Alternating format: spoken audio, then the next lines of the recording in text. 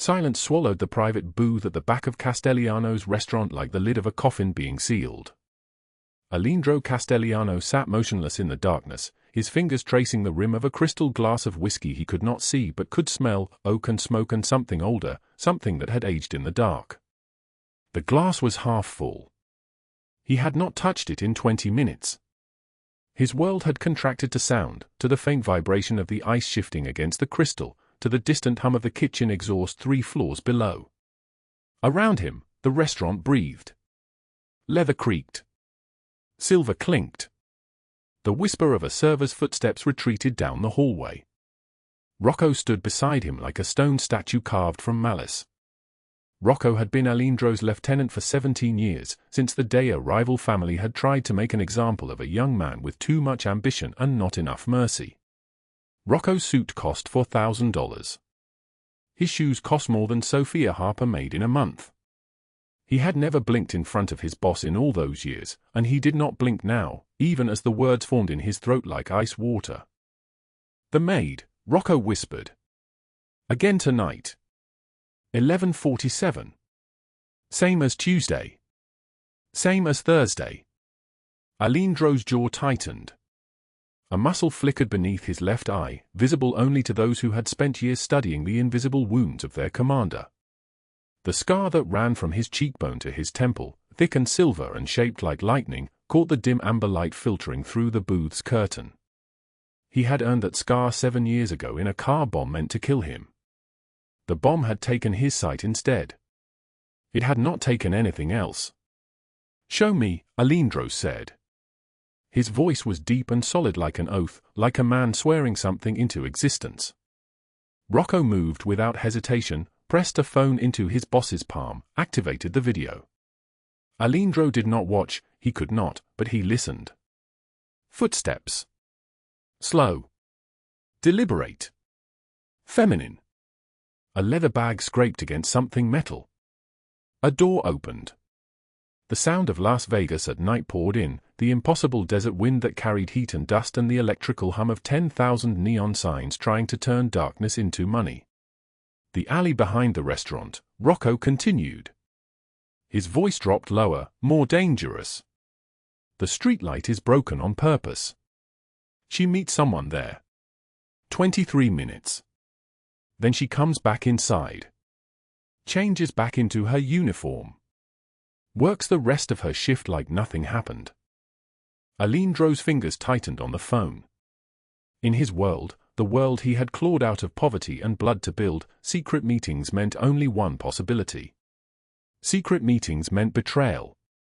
And betrayal had only one sentence. "Who is she meeting?" "Unknown yet. But the bag she carries." Rocco paused. This was the moment where most men would hesitate. Rocco did not hesitate. It is never the same weight when she brings it back. Someone is feeding her something. Money.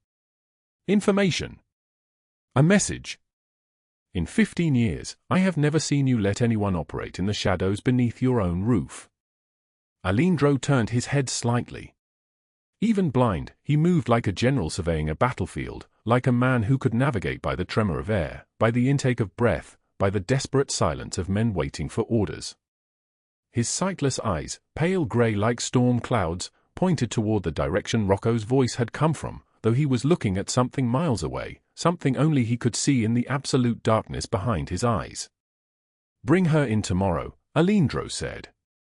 "Before her shift. I want to know everything. Every word. Every name." But what Aleandro Castellano did not know, as the whiskey sweated in his motionless grip, as Rocco withdrew from the booth with the obedience of a man who had learned long ago not to question orders, was that Sofia Harper was not an informant and not a traitor. She was 28 years old and had never been anything but invisible. She was standing in that broken light alley right now, 3 blocks away, holding her grandmother's recipe book, the only thing in the world she owned that mattered, and she was not meeting an enemy in the shadows. She was talking to a gravestone. 3 hours earlier, at precisely 3:17 in the afternoon, Sofia Harper stood in the back hallway of Castellano's restaurant with a mop in her hands that felt like it weighed 1,000 pounds. The mop had been used for 6 years without replacement. The bucket, plastic, cracked in 3 places, held together by duct tape and prayer, was filled with grey water that smelled like defeat and old grease. She had been cleaning the back entrance, the loading dock where deliveries arrived, the concrete stairs that descended into the restaurant's lower levels, for the past 8 hours without eating anything except the crust of bread she had stolen from the walk-in refrigerator at breakfast. Her uniform was black and white, like a funeral. The white apron had yellowed to the color of old teeth. Her shoes were worn through on the left heel. Her hands had developed permanent creases in the palms, lines that looked like they had been carved there by someone who understood suffering the way a sculptor understands stone. She was 28 years old. She looked 45. That was when she heard it. Not a sound, exactly, but the absence of one, the sudden silence that meant footsteps had stopped where they should not have stopped. Sofia's head lifted. Cautiously. She had learned to be cautious in the world, the way prey learns to sense the presence of predators. At the edge of the loading dock, sitting on a concrete step in the desert sun with tears streaming down her face, was a child. The child was perhaps 7 years old, wearing a uniform from St. Catherine's Academy, blue and white, crisp and expensive and utterly out of place on this loading dock where garbage accumulated and the heat bent the air into rippling waves. The child was Emma Castellano. Sofia knew this because she had seen her photograph on the desk in the owner's office, a portrait professional enough for a magazine. She had also seen Aleandro Castellano himself, once, at the far end of the dining room, moving through the restaurant like a man who owned not just the building but the very air inside it. She had never made eye contact. Invisible people did not make eye contact with powerful people. But there was no one here now except a child who was shivering despite the heat, and Sofia's instinct, the part of her that had survived 28 years of having nothing, recognized the look in the girl's eyes. It was the look of someone who had been forgotten. Someone who believed that the world was large and hostile and did not care whether she lived or died. Sofia dropped the mop. It clattered against the concrete floor with a sound like a gunshot in the silence. The child flinched. But Sofia was already moving toward her, kneeling down, her knees cracking. She was too young to have knees that cracked, but she did, and reaching out her hands. Her voice, when she spoke, trembled like a candle in the wind. "What is your name, honey?" "Emma," the girl whispered. Her eyes were red. Her cheeks were streaked with tears that had cut through desert dust. "The bus driver forgot me.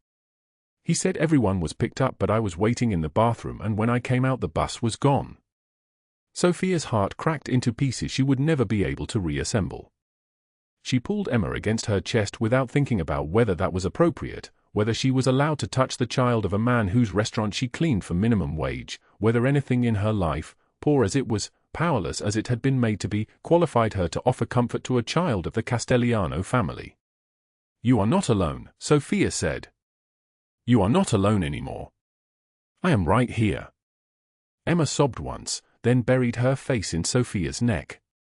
Sofia held her and let the child's tears soak through the yellowed apron. She did not think about her own problems. She did not think about the foreclosure notice on her apartment table, the one that said $125,000 was owed in 7 days, a debt from her mother's medical bills that the bank refused to forgive even though her mother was dead and could not benefit from the money. She did not think about Douglas Hale, the restaurant's manager, who had touched her breast twice in the walk-in refrigerator and told her that her job depended on her keeping quiet. She did not think about Margaret Harrington, the silent partner who owned the restaurant but never appeared, who had a reputation for destroying people she decided were beneath her. Sofia thought only of this child. She brought Emma inside. Found her clean clothes from the lost and found. Made her drink water from a paper cup. Let her sit in the back office while Sofia returned to her mop and bucket, never leaving the girl's sight, whispering stories through the office window about princesses and castles and places where the sun never stopped shining. At 5:53 p.m., the door to the office opened. Aleandro Castellano stood in the doorway. He was 6 feet 2 inches tall, with shoulders broad enough to carry the weight of empires. His suit was midnight blue, tailored so precisely that every seam was a testimony to power. His open white shirt revealed a chest marked by scars, old ones, knife wounds, bullet wounds, the map of a man who had survived the kinds of things that usually ended in death. He moved with the careful precision of the blind, one hand brushing the edge of the doorframe, finding his position in space through vibration and memory and the desperate sensitivity of men who have lost their eyes but kept their souls. His face was the face of a man accustomed to obedience. It was also, in that moment, the face of a man experiencing something he had never experienced in 7 years of blindness. He was about to lose control. "Emma," he said. His voice shook. The smallest tremor, barely perceptible, but there. "Baby. You are here. You are safe." Emma leaped from her chair and ran to him. Aleandro caught her against his chest, and his face, scarred, powerful, accustomed to commanding the deaths of other men, crumpled like paper beneath a child's weight. He held his daughter and looked at Sofia over the top of her head. His pale grey eyes, sightless for 7 years, somehow seemed to see her completely. Seemed to see into her, past the yellowed apron and the cracked heels and the desperate poverty she carried like a second skeleton. "Thank you," he said to the invisible maid. "Thank you for saving my daughter." Sofia did not know what to say. She had never been thanked before. She had cleaned his restaurant for 2 years and he had never acknowledged her existence. Now he was looking at her like she was the most important person in the room, and she felt something shift inside her chest, something like hope, something like the first moment when you realize that being invisible might not be permanent. She did not know that this moment, this single act of kindness to a forgotten child, would mark her as a target for something far more dangerous than foreclosure. She did not know that Rocco was watching her leave the office through the security camera she did not know existed. She did not know that her every movement, from this moment forward, would be interpreted through the lens of betrayal and suspicion.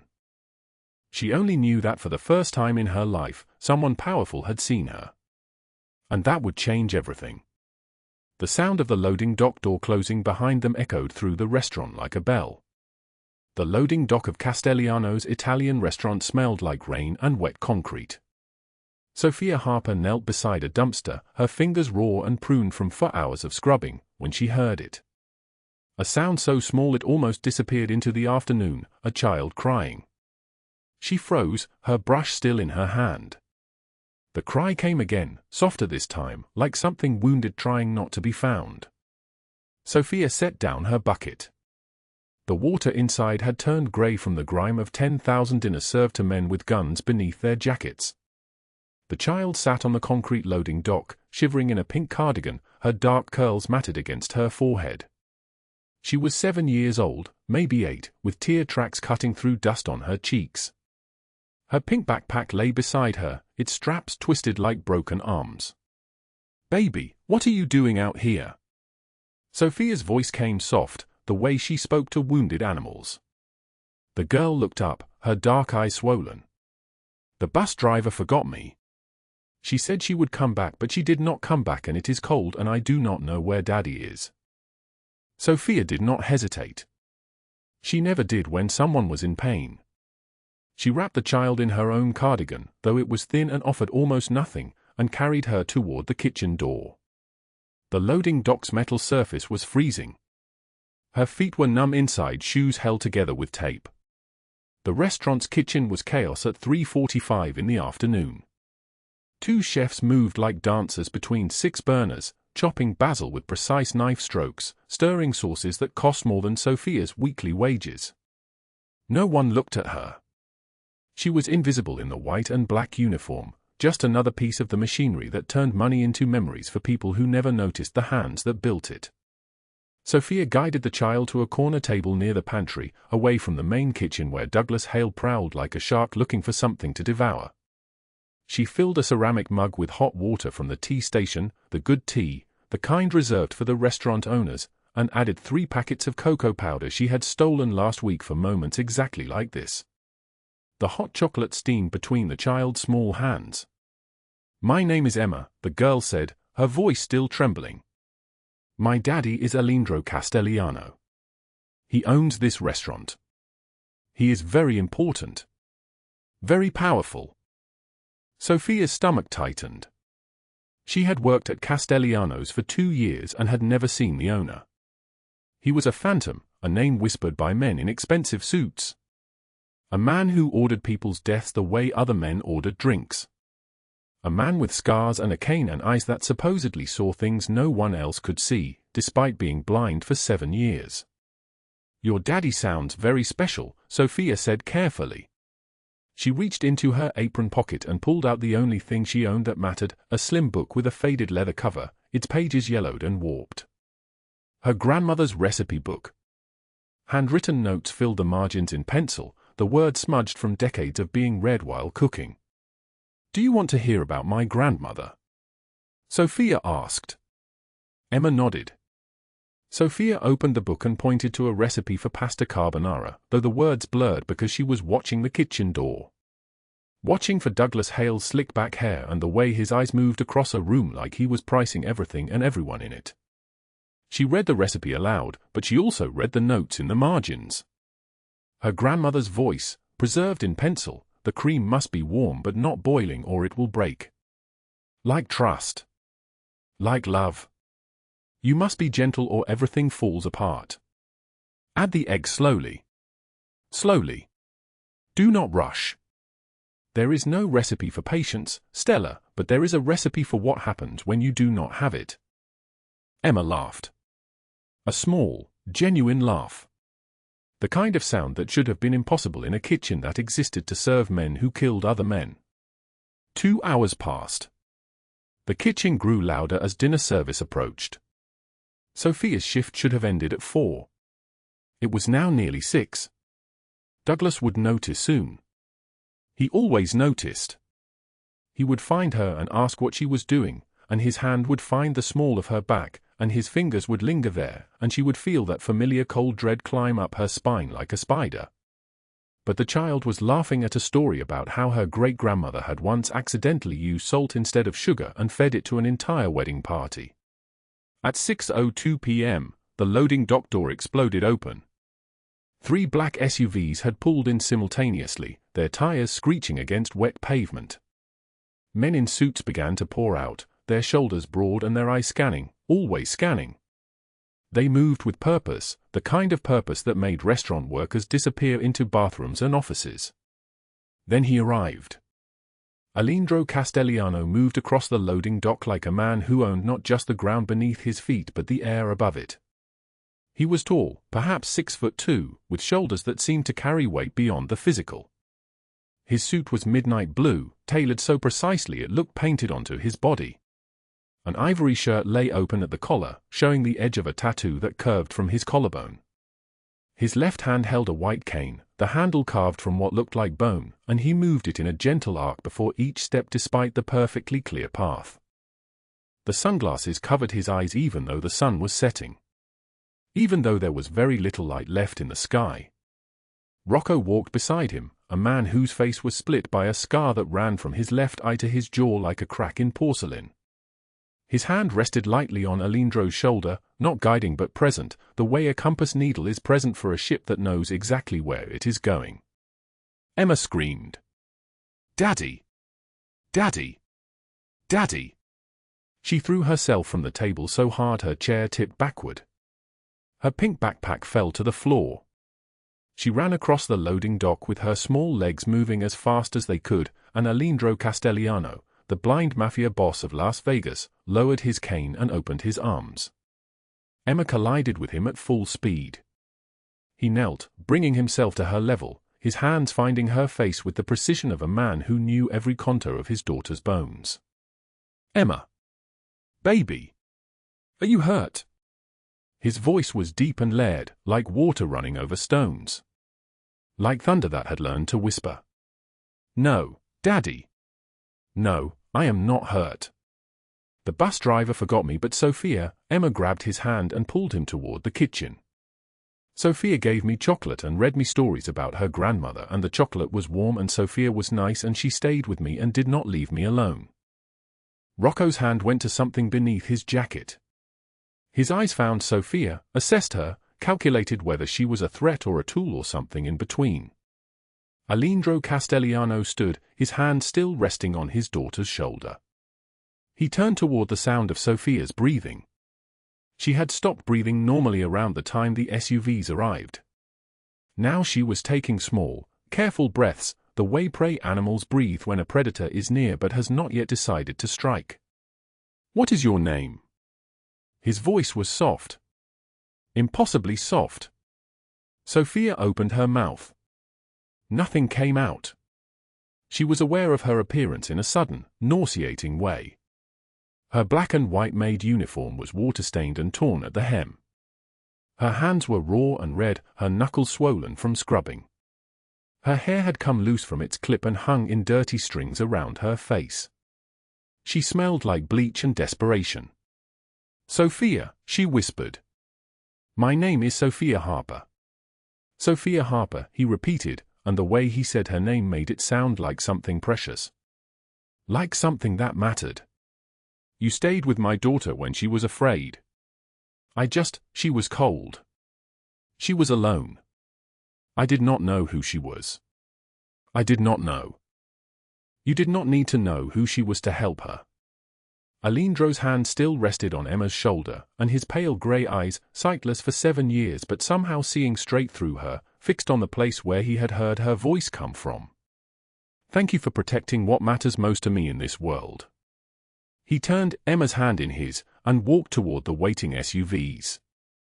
Rocco followed 3 steps behind, his scar catching the last light of day. The vehicles pulled away into the Las Vegas evening, their red taillights disappearing like drops of blood in the dark. Sofia stood alone on the loading dock. Her grandmother's recipe book lay on the concrete where Emma had left it. The pages were soaked. The pencil markings in the margins were bleeding into illegibility. She picked it up carefully and held it against her chest. What she did not know was that Aleandro Castellano never forgot a voice. He had memorized hers in the space of 30 seconds. He would hear it again in his dreams. He would ask Marco and Enzo, his oldest lieutenants, to find the maid in the black and white uniform, to discover everything about her, to understand why his dead heart had moved for the first time in 7 years. What she did not know was that Rocco's hand had rested on his gun the entire time, ready to remove any threat to his boss's daughter, ready to move her from this world to the next without hesitation or mercy. What she did not know was that Margaret Harrington, watching from the office window upstairs, had seen everything. Had noted the way Aleandro had looked at Sofia. Had seen in that moment a threat to an arrangement that had been carefully constructed for years. Had reached for her phone and made a single call to the man who wanted Aleandro Castellano destroyed. The loading dock door swung shut behind her as Sofia turned to leave. In the kitchen, Douglas Hale was waiting. The loading dock door swung shut behind Sofia as she turned to leave. In the kitchen, Douglas Hale was waiting. His slicked-back hair caught the harsh fluorescent light. His eyes, cold, calculating, reptilian, fixed on her face with the intensity of a predator that had finally cornered its prey. He stood between her and the exit, blocking the only path forward. "You think you're special now," he said, his voice low and venomous. Not a question. An accusation. The boss's little pet. His charity case. Sofia's hands trembled as she gripped her cleaning supplies tighter. The mop handle became an anchor, something solid to hold onto while the ground shifted beneath her feet. She tried to sidestep him. He moved with her, mirroring her movement, trapping her against the steel prep table. "I don't know what you mean," she whispered. Douglas laughed. A sound like broken glass scraping concrete. He reached out and grabbed her wrist, not hard enough to bruise visibly, but hard enough that she felt the message in his fingers. The message was, "I own you. I can do this whenever I want. I mean that Castellano will throw you away like garbage when he's done," he hissed. "Men like him don't keep women like you. They use them and discard them. And when he does, when he realizes you're nobody from nowhere, you'll come crawling back to me. And I will remind you of this moment. I will remind you that you were mine first." His other hand moved toward her face. Sofia flinched backward, her hips striking the edge of the table. Pain shot through her side, but she didn't cry out. She had learned long ago that tears in front of men like Douglas Hale only sharpened their appetite. If you breathe a word about my hands, he continued, his breath sour against her cheek, if you mention the tips I've collected or anything else you think you've noticed, I will make sure you never work in this city again. Not here. Not anywhere. I have connections. I have power. You have nothing. He released her wrist and stepped back, satisfied with the fear blooming in her eyes. Sofia stood motionless, her breathing shallow and quick like a trapped bird's. She did not cry in front of him. She would not give him that satisfaction. But inside, something cold crystallized in her chest, a growing realization that Douglas Hale was becoming dangerous in a new way. He was becoming desperate. And desperate men do unpredictable things. 2 days later, on Tuesday at 10 o'clock in the evening, Rocco appeared at her cleaning cart in the back hallway. His scar caught the dim light as he tilted his head toward the restaurant's depths. "The boss wants to see you in the private booth," he said. His tone was neither threatening nor kind. It was neutral, the way one might announce that a table needed clearing. But Rocco's eyes, dark and observant, lingered on her face for a moment longer than necessary. He was studying her reaction, cataloguing it, storing it away in whatever mental files men like him maintained. Sofia's stomach dropped. The private booth. The place where decisions were made. The place where men in suits discussed things that ended in violence or disappearance. Now, she asked. Now, Rocco confirmed. She set down her cleaning supplies and followed him through the candlelit dining room. The restaurant at this hour was nearly empty. A few tables occupied by couples who spoke in hushed tones, unaware of the currents moving beneath the surface of their own city. Rocco led her past all of them, to the back corner where a high-backed leather booth sat shrouded in shadow. A single candle flickered on the table, casting dancing shadows across the walls. Aleandro Castellano sat alone. His sunglasses rested on the table beside a glass of something amber and expensive. His eyes, clouded, unfocused, staring at nothing, were exposed to the air for the first time since she had met him. They were the eyes of a man who lived in complete darkness and had learned to navigate by other means. The scar running from his left eye to his cheekbone seemed deeper in this light, like a river carved through pale stone. He wore a charcoal suit, tailored so precisely it must have cost more than Sofia's entire year of earnings.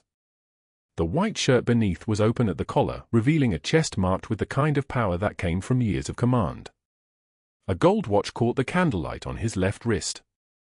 On his right hand, 2 silver rings, one bearing the Castellano family crest. He gestured to the seat across from him. Sofia sat, her back straight, her hands folded in her lap to hide their shaking. "My daughter talks about you every day," Aleandro said. His voice was quiet, deep and solid like an oath. "She says you dried her tears. That you stayed with her until I arrived. That you gave her your coat even though you were cold." Sofia wanted to speak but found no words. She had expected anger, interrogation, the kind of ruthless questioning that men in his position demanded when they needed answers. Not this. Not gratitude delivered in a voice that sounded almost broken. "I did what anyone would do," she managed finally. Aleandro's mouth twitched. Almost a smile. The kind of expression that transformed his entire face, softening the hardness that usually lived there. "That is precisely why you are remarkable," he said. "Because you did not ask for anything in return. No money. No favors. No promises of future protection. You simply acted." He leaned forward slightly. The candlelight caught the contours of his face, the sharp line of his jaw, the intensity of his expression directed at the space where he calculated she was sitting. "Tell me about your life, Sofia Harper," he said. "I want to know everything." She hesitated. The smart thing would be to give him nothing, to remain invisible, to finish her shift and disappear back into the shadows where women like her belonged. But something in his voice, a genuine curiosity that seemed to strip away all pretense, cracked open the exhaustion she had been carrying like a stone in her chest. So she told him. She told him about the studio apartment with the broken heater. About the $5 remaining in her wallet and the 7 days that had become 5. About her mother's cancer treatment that had cost more money than she would earn in a lifetime. About the bank's refusal to forgive the debt, their cold letters, their threats of foreclosure. About Douglas Hale's stolen tips and his wandering hands and the way he made her feel like something less than human every single shift. She told him about working double shifts and eating leftover scraps from the kitchen garbage. About the nights she lay awake calculating which bills could be delayed and which could not. About the foreclosure notice sitting on her apartment table like a death sentence with a date attached. Aleandro listened without interrupting. His clouded eyes never wavered from her face, fixed on her with a concentration that made it clear he was absorbing every word, every inflection, every breath between sentences. When she finished, her voice was barely above a whisper. Aleandro reached into his jacket. He withdrew an envelope. Thick. Cream-colored. The kind of envelope that carried weight beyond its physical form. He slid it across the table toward her. "Open it," he said. Sofia's hand shook as she lifted the flap. Inside was a check. Made out to Sofia Harper. For $125,000. The room tilted. The numbers seemed impossible, like something conjured from a fever dream. She stared at the check, unable to comprehend the reality of it. "I cannot accept this," she said, pushing it back across the table. "I am nobody. Why would you help me? I don't understand."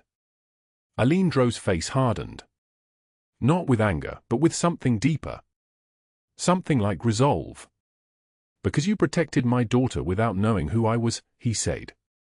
"That is rarer than you think. Most people perform kindness when they know what they will receive in return. You gave everything when you had nothing to gain. Take it." It was not a request. It was a command delivered with absolute certainty that it would be obeyed. Sofia sat frozen, the check trembling in her hands. What she did not know was that Margaret Harrington, Douglas Hale's silent partner and the real architect of the restaurant's hidden cruelties, was watching from the bar. She stood with an elegant glass of martini balanced between her manicured fingers, her silver hair arranged in a perfect bob, her designer suit fitting her like a second skin. She had followed Sofia to the private booth. She had waited in the shadows. And she had seen everything. The way Aleandro looked at Sofia. The way his entire being seemed to reshape itself in her presence. The way he slid that envelope across the table without hesitation. Margaret's eyes narrowed. Her mind, sharp as a scalpel, began calculating immediately. This connection, this impossible, unexpected connection between the blind Mafia boss and a lowborn maid, was exactly the vulnerability she needed. It was the thread that, when pulled, would unravel Aleandro Castellano entirely. She reached into her purse and withdrew her phone. Her fingers moved with practiced precision as she typed a message and sent it to the one person in Las Vegas who wanted Aleandro destroyed more than anything else in the world. The message was simple: "I have found the way in." Sofia Harper stood at the window of her studio apartment, the blizzard screaming outside like a living thing, snow slashing against the glass in waves that seemed to have no end. The letter lay on the table behind her, folded and sealed in an envelope, her confession written in the careful handwriting of someone who had learned penmanship in a time when such things still mattered. The apartment was freezing. Her breath came out in small clouds that dissolved into nothing, just like she had learned to do over all these years: appear, do the work, disappear, leave no trace. She had written the words carefully, each one a small knife wound she was inflicting on herself. She wrote, "I cannot let you sacrifice your safety for me." She wrote, "Rocco told me this afternoon that they know about us, that the Benedetti family thinks I am your weakness, that they will use me to hurt Emma." She wrote, "You gave me a future when I had $5 to my name and a foreclosure notice on my table, and I will spend the rest of my life grateful for that mercy. But I cannot be the reason your empire collapses."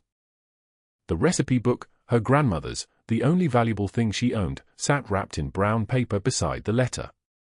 Inside those pages were notes in faded pencil, her grandmother's voice preserved in the margins: "More salt if you are cooking when you are sad.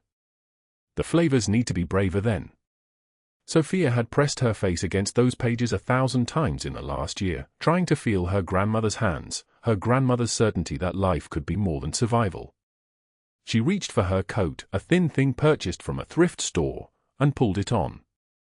The zipper stuck halfway up, the way it had stuck for 6 months. Everything she owned was broken in small, irreversible ways. She moved toward the door. But what she did not know, what she could not have known, was that Aleandro had discovered the conspiracy exactly 20 minutes earlier. The discovery happened in his penthouse office, 3 miles away, where the city lights of Las Vegas glowed like dying embers against the storm clouds. Aleandro sat behind his desk, a massive piece of mahogany that had belonged to his father before him, when Theo rushed in without knocking. Theo was kind-eyed, grey-haired, the lieutenant who had known Aleandro since they were boys stealing copper wire from construction sites. His face was the color of old ash. "We have a problem," Theo said. "A serious one." Aleandro's shoulders stiffened. "Speak." Theo placed a folder on the desk. Inside were bank transfers, a trail of money moving from Margaret Harrington's accounts to Rocco's. Inside were text messages, screenshots printed in black and white, frame the girl. Make her disappear. Make it look like Benedetti retaliation. Inside was proof, undeniable, methodical proof, that Sofia was innocent and that the conspiracy had been engineered by the 2 people Aleandro had trusted most to protect his interests. "Rocco left his apartment 17 minutes ago," Theo said, his voice steady but edged with something urgent. "He has 4 men with him. We intercepted a message. He is heading to Sofia's address. The orders are clear, no witnesses." Aleandro stood so quickly his chair crashed backward against the wall.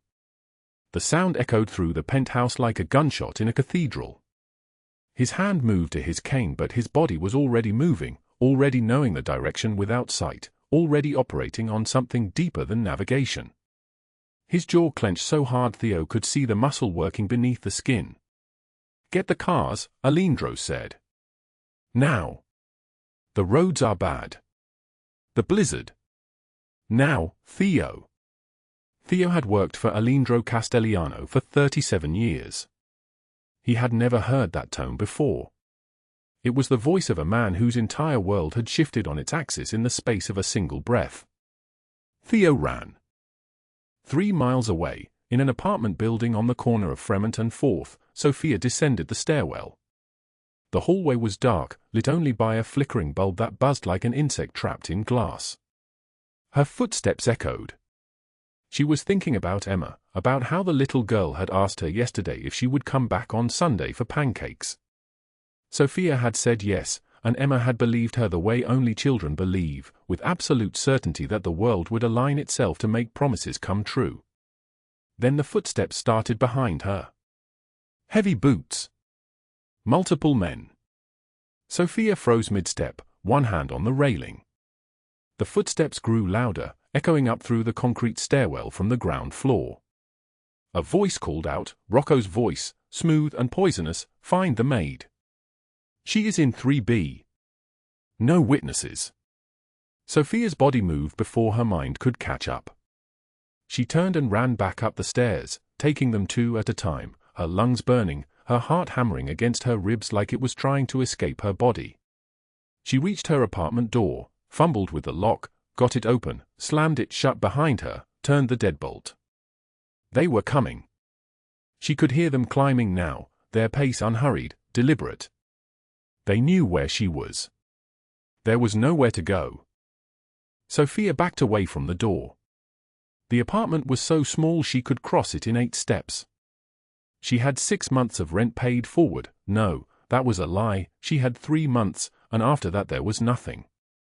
The apartment was sparse, a bed, a table, a chair, a window that looked out onto a street nobody drove down. The window. 3 stories up. The blizzard raging outside like the world was ending. Rocco's voice came from outside her door, closer now, right on the other side of the wood. "Sofia, honey, the boss sent us. You need to come with us. Come on, it will be quick. Come on." She knew the truth in his voice. She had heard that tone at the restaurant when Douglas fired girls who resisted his touch. It was the voice of a man who had already decided that her body was irrelevant to him except as a problem to solve. The pounding started. Not a knock. A pounding, rhythmic and patient, like a man testing a door to see how many hits it would take. Sofia moved to the window. She unlocked the latch. The glass was so cold it burned her fingertips. She pushed it open and the wind rushed in, howling, carrying snow that melted immediately on her skin. The street was 3 stories below, concrete, ice, winter darkness. The blizzard was so thick she could barely see the sidewalk.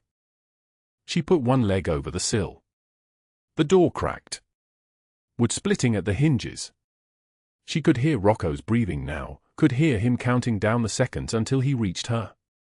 She was nobody. She had always been nobody. The foreclosure notice sat on the table. $5 in her pocket. A goodbye letter that nobody would read. The recipe book that held her grandmother's ghost.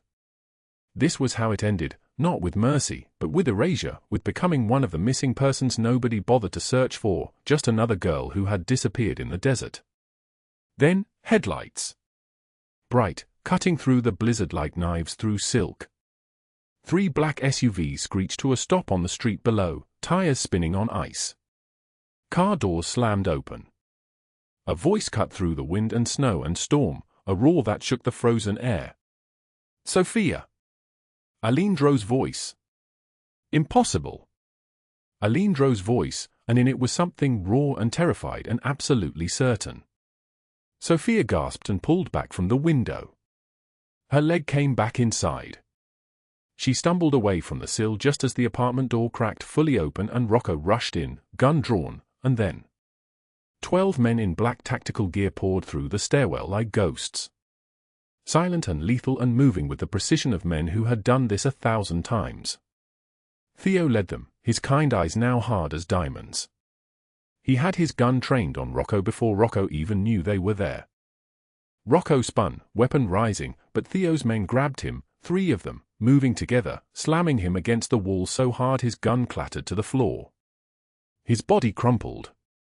He was trembling, shaking like a cornered animal, his voice cracking into fragments. Please, please, I will tell you everything. It was Margaret. She paid me. She planned everything. I am sorry. I am sorry. Theo's face was stone. His voice came out like a death sentence. You put a hit on an innocent woman. You betrayed the boss. You are done. They dragged Rocco away. Sofia heard his screams fade down the stairwell, heard the car engine start, heard the sound of wheels spinning on ice. Then silence. A silence so complete it seemed to erase everything that had come before. At street level, Aleandro stood in the blizzard, snow covering his shoulders and hair, his white cane abandoned in the SUV. One hand was on Theo's arm, being guided, but his face was turned upward toward the building. His mouth was open. His eyes, unseeing, but somehow seeing everything, were glistening. He called her name again, Sofia. Sofia appeared in the apartment window. She was alive. Whole. Not falling. Not erased. Aleandro's entire body went rigid with a relief so intense it looked like pain. When he heard her voice call down to him, I am here, something in his chest broke open. He tried to move toward the building but his men stopped him, held him back. Too dangerous. Too unstable. Structural damage from the blizzard could bring walls down. But he stood there anyway, one hand reaching upward toward the window where her silhouette was framed in the light, and he did not move until she was safely downstairs, until her body was in his arms, until he could confirm with his own hands that she was real. Meanwhile, across the city, in Margaret Harrington's penthouse on the 50th floor, Margaret sat with a glass of wine watching the snow fall against the black sky. She was confident. She had been clever. She had been patient. She had eliminated the threat. Her phone rang at 9:22 p.m. It was Douglas Hale, and his voice was the sound of a man whose world was collapsing. They know. Castellano knows everything. The FBI is at my office right now. They have warrants. They know about the account transfers. They know. The penthouse door exploded inward. FBI agents in tactical gear flooded in, weapons drawn, shouting with the practiced efficiency of people trained to handle the powerful and the desperate. Margaret's wine glass shattered on the marble floor. An agent's voice cut through her shock, reading writes, "Margaret Harrington, you are under arrest for conspiracy to commit murder, racketeering, wire fraud, and extortion." She screamed that they had no proof, that she was a respected businesswoman, a pillar of the community. The agent held up a folder. Bank transfers. Text messages. Your partner is talking. You are finished. They dragged her away in handcuffs while photographers outside captured her fall, her face a mask of shock and rage and the terrible realization that power, when it disappears, disappears completely. By dawn, federal agents had raided the restaurant. Douglas Hale was pulled from his office in his expensive suit, hands cuffed, screaming into the cold air that this was a mistake, that they could not treat him this way. 40 years in federal prison. No parole. Every asset frozen. Every bank account seized. His name destroyed across every news channel in Vegas until nobody even remembered what he looked like. Justice was not death. Death would have been too quick, too easy, too merciful. Justice was systematic and deliberate and absolute. Sofia Harper stood in the doorway of Aleandro's penthouse 1 week later. The blizzard had passed. The sun was returning. Outside the floor-to-ceiling windows, Las Vegas was rebuilding itself, the way cities always do, with indifference and momentum and the simple stubborn refusal to stop moving forward. "You saved my life," she said. "You gave my daughter a mother," Aleandro replied. Family is not always bound by blood but by those who choose to stay when the storm arrives. The blizzard had consumed Las Vegas whole. Wind shattered against the windows of the black SUV like fists trying to break through glass. Sofia Harper sat in the back seat, wrapped in a cashmere blanket that cost more than 6 months of her old rent, her entire body trembling, not from the cold, though the cold was absolute, but from the knowledge that she had almost died tonight. That Rocco's men had come for her. That if Aleandro had arrived 5 minutes later, she would have been gone. Aleandro Castellano sat beside her, his broad shoulders filling the space, his tailored wool coat dark as midnight. His scarred face was turned toward her, and even though his eyes could not see in the traditional sense, they searched her face with an intensity that made her breath catch. His hands reached out slowly, giving her time to move away if she wanted to. She did not move. His fingers found her cheekbones first, then traced along her jaw with a gentleness that contradicted everything about who he was.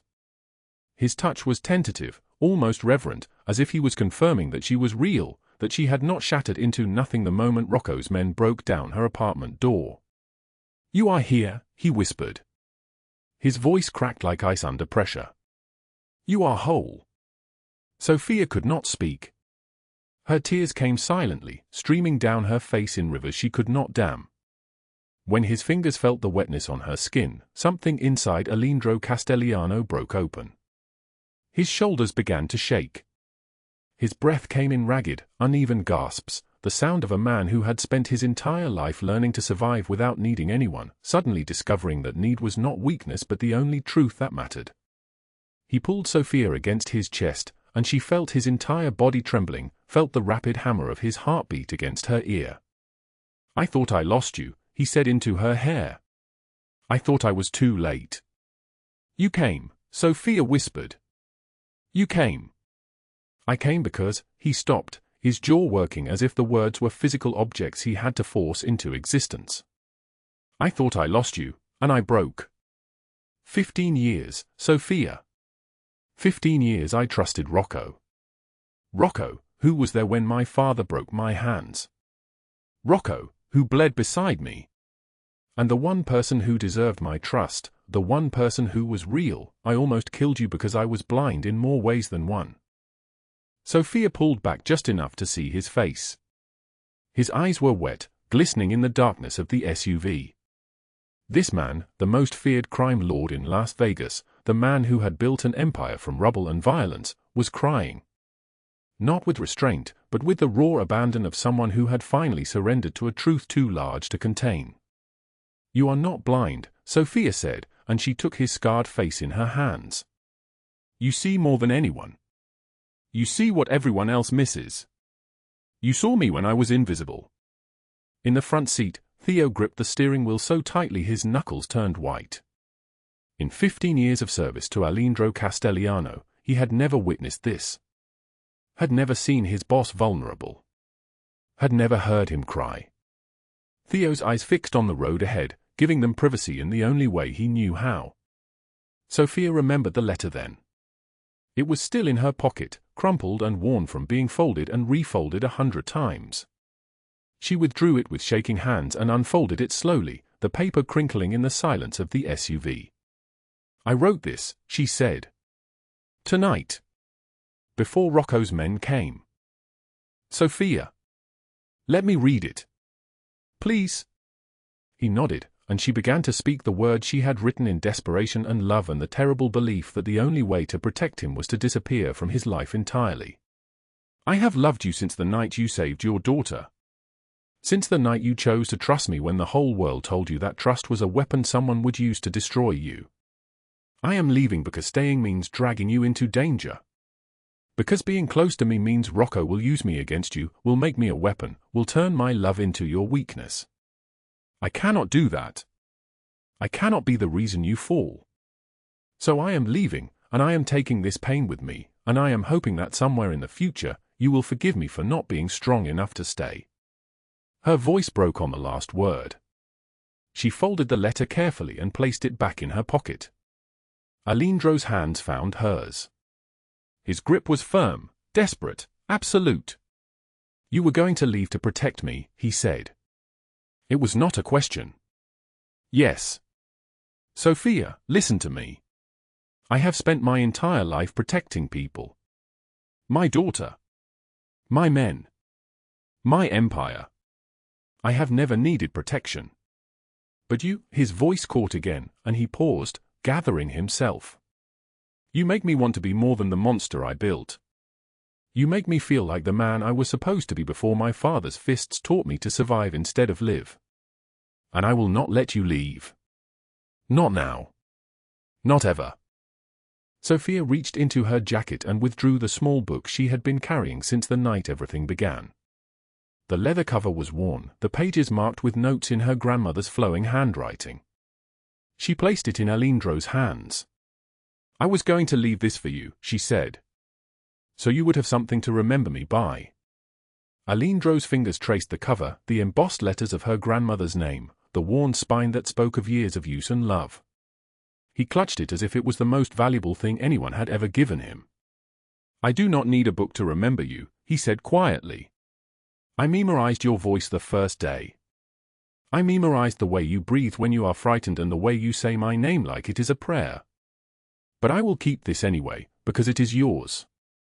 Because it carries your hands, your history, your blood. The wind howled outside, the blizzard reaching its peak, the city beyond the windows dissolving into white nothingness. Inside the SUV, there was only warmth and the sound of two people breathing, alive, together. Stay, Aleandro said then. Very quietly. Very deliberately. Not because you owe me anything. Not because I saved you or because I have the power to protect you. Stay because, he stopped, the words catching again, the vulnerability of them almost breaking him. Stay because you are the only person I have ever trusted. The only one who has ever been real. Sofia took his hand and placed it over her heart so he could feel it beating beneath her ribs, solid and alive and there. I stay, she said. Always. His scarred face turned toward her voice, and even though his eyes could not see in the way other eyes could see, they were full of something that looked like redemption, like hope, like a man being given a second chance at becoming human. 6 months later, the blizzard was nothing but a memory, a story told and retold in the dark corners of Vegas, a night when the most powerful man in the city had revealed his one vulnerability. The sun had returned. The city had rebuilt itself. Life had moved forward with its usual indifference and momentum. Sofia Harper no longer wore the black and white maid uniform. She stood in the restaurant now, not as a server, but as its manager. The entire operation reported to her. When she walked through the kitchen, the staff straightened. When she gave an order, it was followed with absolute precision. Aleandro had made it clear that disrespecting Sofia Harper meant disrespecting him. In his world, that was a sentence with only one outcome. Douglas Hale and Margaret Harrington were serving 40 years in separate federal prisons, their names now synonymous with corruption and cruelty across every news channel in Nevada. Their empires had been dismantled, their assets seized, their legacies erased. Death would have been merciful. Prison was justice. Rocco was gone. Handed to the Bonadetti family as restitution for the false accusations, for the chaos he had created. He had disappeared screaming into the night, dragged away by men who made even Aleandro's soldiers look merciful. It was 7 o'clock on a Tuesday evening. The private booth at the back of the restaurant was lit by a single candle.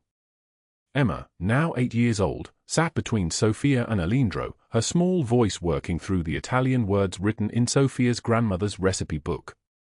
She stumbled over pronunciation, laughed when Aleandro corrected her, asked questions about ingredients and methods and the story behind each dish. Sofia watched them together, the blind man and the child he had claimed as his own, the girl he had saved on that loading dock so many months ago. Her heart was full in a way she had never imagined possible when she was counting $5 under a lamplight, when the foreclosure notice was sitting on her table like a death sentence. The foreclosure was gone now. The debt was erased.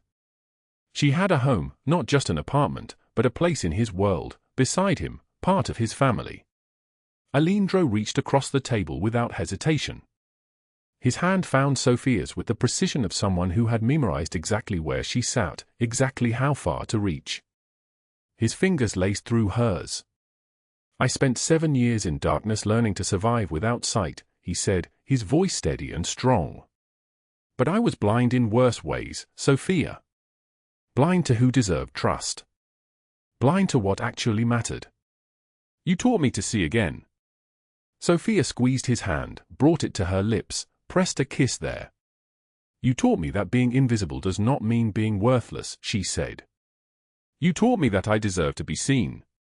Emma looked up from the recipe book, her young eyes moving between them. "Are you guys going to kiss?" she asked matter-of-factly.